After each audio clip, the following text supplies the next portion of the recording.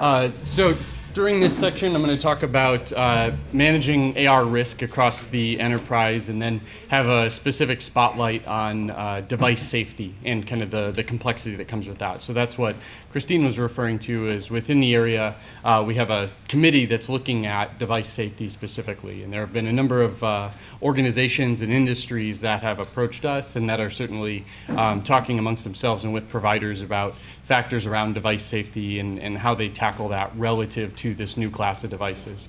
I think in particular, having taken something of a passive stance towards mobile, and then consumer penetration, pushing it on them as something that had to be managed, they're hopefully trying to be a little bit more proactive about these new class of devices. So this will be a very quick presentation, but I'll touch on 6 different types of risk, and then talk about how you can use risk as a driver, as a positive force, and let that be something that creates opportunities for your programs, creates opportunities to try new things and bring new devices in. And so the first side is technology risk. And I won't spend a lot of time on this because I think you've heard a lot about it today from a number of providers who are tackling this issue, from folks who are doing pilots and have faced this issue, from really all sides of the equation. But it breaks down to systems integration, the compatibility side, and that can be in 2 different ways. Either intentionally developed to work together. So let's say a plugin already exists for a system to talk to an authoring environment, or a system to talk to a piece of hardware. Or it can exist in the fashion of is able to work together, but that development effort hasn't been done. So maybe the APIs are open on both sides, but no one's done the work to kind of close that gap. And I think both present areas of opportunity, but also potential pitfalls if you don't anticipate them. And then Mark talked a lot about training requirements and kind of what that brings to bear on this situation. The next category is political risk. I think this is one that people don't think of often enough, but thinking about what are the constituencies within the enterprise that are affected in some way by bringing in new hardware, by bringing in new software of this type, of this complexity, and making sure that those relationships are addressed and built up beforehand. And I think one of the biggest that I see skipped is working with a safety group or working with a facilities group, because initially, they're not out there necessarily seeking out new technology to bring into the organization. If anything, they act as a buffer in the opposite direction and look at, what are the threats to the organization that could be presented by bringing new devices or new technology in.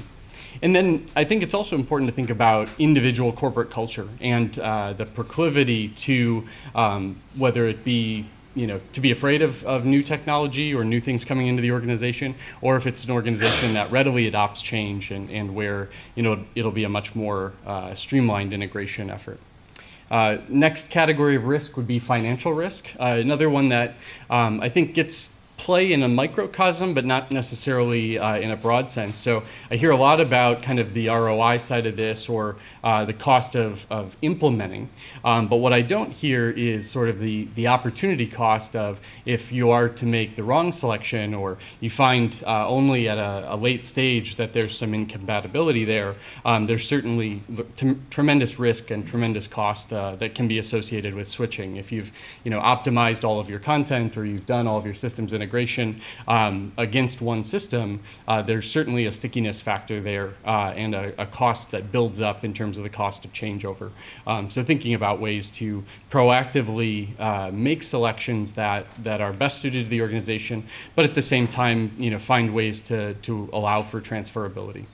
And then the other thing to look at here, especially when it comes to kind of the market cycles that impact the enterprise, are how do you make sure that you build a program that's defensible and that is really sort of anti-fragile to cost-cutting measures as they come through a given organization. And this is one where I think we've seen some really interesting examples in the last couple of years around the swings in commodity prices, where certain industries will be flush with capital at one point in time, and then cyclically they'll be strapped for cash 12 months later, 24 months later.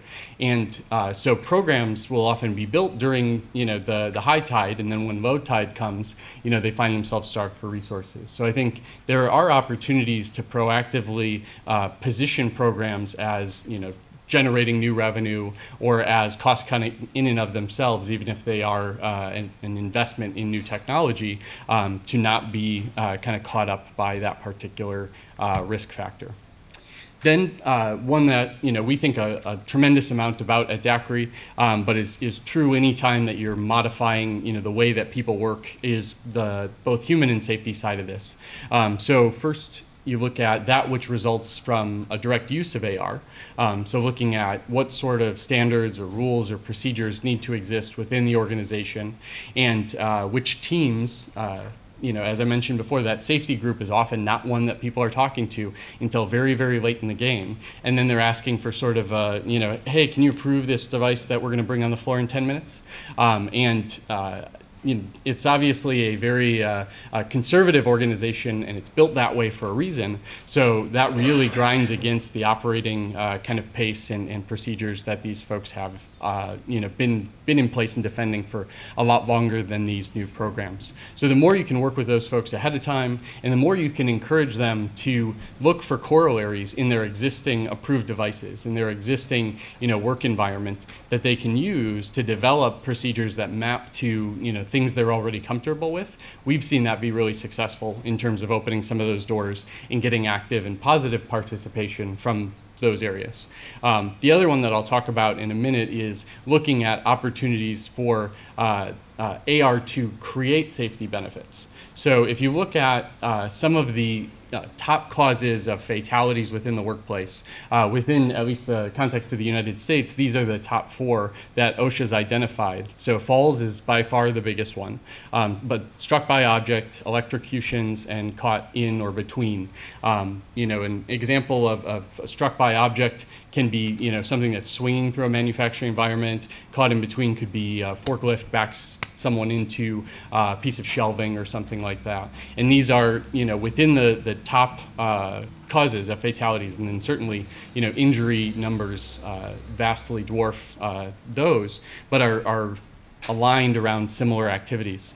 So when you think about what a smart device, especially a wearable, can do to prevent or impact some of these, in the case of a fall, it could be saying, this section is not completed, and even though you don't have a physical control up there, you don't have a locked door or something like that, making sure that you're identifying this potentially dangerous area before somebody goes into that area and could fall. And then as far as things like caught in between or struck by object, the simple version is just to notify the person using a rear-facing camera, for example, like what you've got on the smart helmet, to say, hey, there's a fork truck coming towards you. And then the sophisticated version of that is with that device hooked into the existing system that's driving that equipment control, you can actually disable that equipment when it gets within a certain proximity of those individuals. So then you're really talking about saving lives. You're talking about creating opportunities for safety and safety benefits rather than sort of fighting the tide of, are these devices safe? Should we allow them? Sort of thing. To go one step deeper on design of the devices themselves, and again, something we think a lot about. Our device, was designed with this as one of the very first principles. So looking at personal protective equipment, which Jay gave an excellent overview of 2 of the relevant categories of eyewear and then head protection. And so you've got ANSI standards and OSHA accountability around both of those. So if you're going to enter into those facilities, you have to manage against that. 87.1 for the eyewear, 89.1 for head protection. And decide, are you looking to replace, or are you looking to complement maybe that PPE, but only tackle environments where it's not required? And both are viable decisions. In our case, we have crossed over into the certification process to achieve replaceability for those 2 factors. Second one, this one gets a lot of airplay and discussion, is the display. How transparent is that display, both when it's on and running and displaying content, and when it's off? And that also ties into interface design, which I'll give you a practical example of in just a second. But just the basic display opacity when it's off is something that we've seen some industries really start to become concerned about. Because even if you've got just 20 or 30% opacity, if there are subtle characteristics in the environment in terms of color or shape or size that people need to be picking up on very quickly, you can be impacting that. So in our case, our approach to resolving that is when the display is not being used, it's off. And then when it's not being used for any prolonged period of time, there's a retraction mechanism in the final unit that gets it out of your way entirely. So that's one method of dealing with that. Next category, very big in oil and gas, as well as chemical facilities are another big category that bring this up a lot around electrostatic and heat. So looking at zoning requirements, looking at intrinsic safety. There are a number of providers, ourselves included, who are working aggressively on devices of this class at this point in time. But it is something where the restrictions that come with something like intrinsic safety can act as artificial constraints on what the device can do. So it's a balancing act, and I think the last piece of this slide that mentions pilot and field use is really the best way to think about it. You may do your pilot in a location that doesn't have your highest safety regulation or your highest degree of compliance necessary, while working on matching your requirements to device selections that are able to meet those constraints. Another really good one that was just brought up a minute ago was around matching environmental factors to the device design. So the one that was brought up was opacity as it relates to being in really bright environments and not being able to see elements of the display. With a lot of refractive or even reflective technology, you've got the inability to create black areas, black pixels, because you're adding light, you're not removing light. So in our case, we've got swappable, highly transparent or perfectly transparent display or covering, and then for really bright areas, you can swap that out. It's got just a magnetic attach for a more opaque one that you can use in bright environments. But then we also see a lot of promise in photochromatic materials for that as well, to be able to selectively dim either the entire visor or just specific regions. If you're showing, let's say, a video or PDF on a region of the visor, you may want to just dim the region behind that. And there are certainly good opportunities for integrating those types of materials into these sorts of devices. The next piece I'll touch on is around interface design.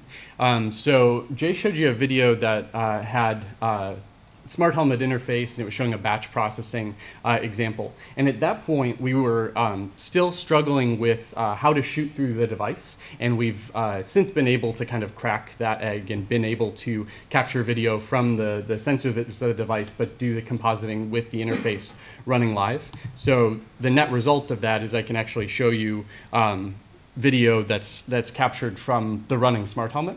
So in this case, what you'll see is a filter replacement activity that is being guided by the smart helmet. And this is a purely hands-free UI, so there's no secondary control or even smartwatch that needs to be used to complete this operation. And you'll see the center of the screen represents the gaze of the user. So they're just using the motion of their head to make the selection here. And then when they dwell over a given step, and this person is artificially going through it very quickly just so that it's not a 10-minute video to show you a filter replacement. But when you dwell on the center of one of those circles, you've got a timer that then is well matched to kind of the length of time that people look at things that they're interested in learning more about.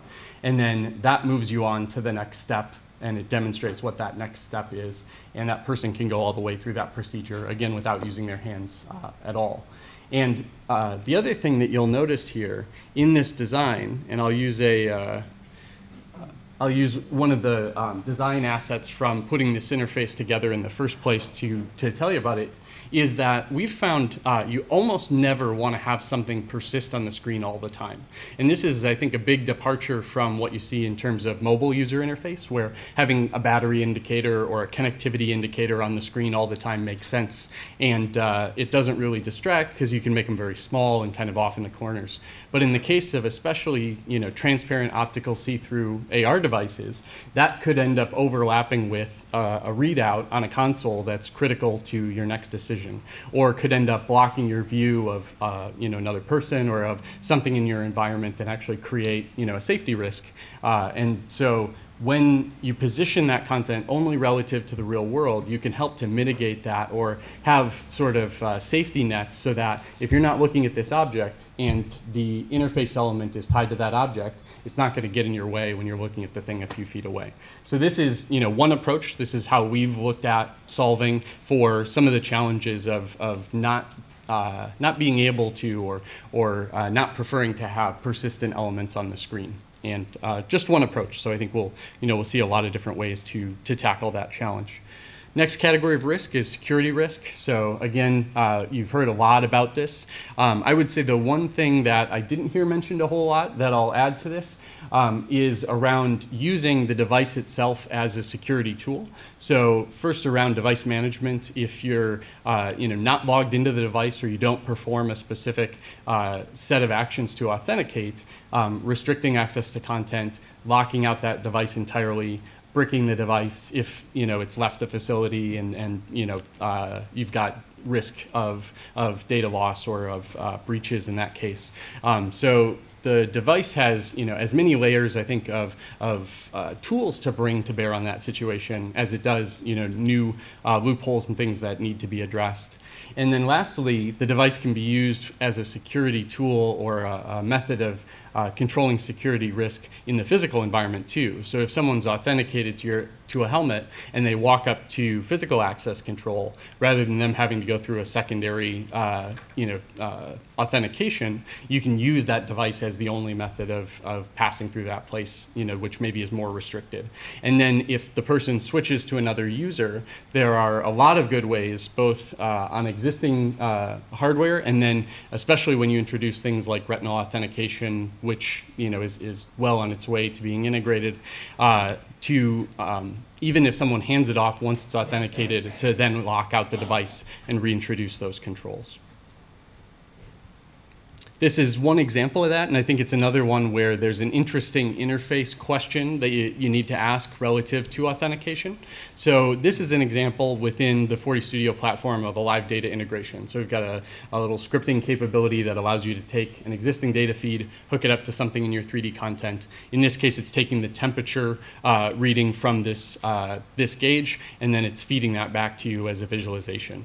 But the interesting question from a risk standpoint is if this feed is, let's say, going a lot slower than the frame rate of the device, or how often somebody's looking at it, or let's say the feed cuts out entirely, for whatever reason, system goes down, network goes down. The decisions we have to think about proactively as those that are implementing the technology or designing the experiences is, what do you show when you're getting that latency, or what do you show when you're getting no reading? And in some cases, it's going to be better to show the most recent reading, because that may be really useful data from a diagnostic standpoint. In other cases, that may be very dangerous to show, because it may not accurately reflect changes that have taken place since that reading was taken. So I think there's certainly a responsibility and thought exercise that has to be done on each of those instances to say, what is going to present, the highest degree of accuracy and fidelity, but also protect people from, inaccurate readings or data that may not represent, the real world. The last risk here, another one people don't really look at, is competitive risk. So there is certainly a risk in being slow to adopt, in taking multiple years to evaluate a whole bunch of different systems, or in not adopting at all. And that's that while you do that, others are going to be adopting these technologies. This is one of my favorite visualizations that we've made around the smart helmet, which is that every one of these tools is now all contained within that device. And so if you've got one organization within an industry that's still buying every single one of these and still using every single one of these, and you've got another organization that's reduced that by 99-fold to use a single device. What kind of competitive advantage is that going to offer to those that are proactive in their adopting? So what recommendations would I give in closing? Be proactive in managing risk. AR is not different than any other project or other technology, so using traditional tools like a risk register to look at what are the factors that we should be managing against, what sort of risk portfolio do you want to have across all of these. You may want to be more aggressive in terms of your technology risk and be proactive in adoption, but you may want to be really conservative in your safety risk, and so understanding that balance is really critical.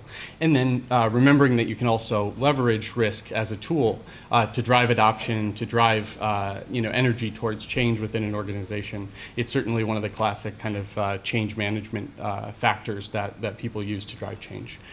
So that's what I have to say about risk.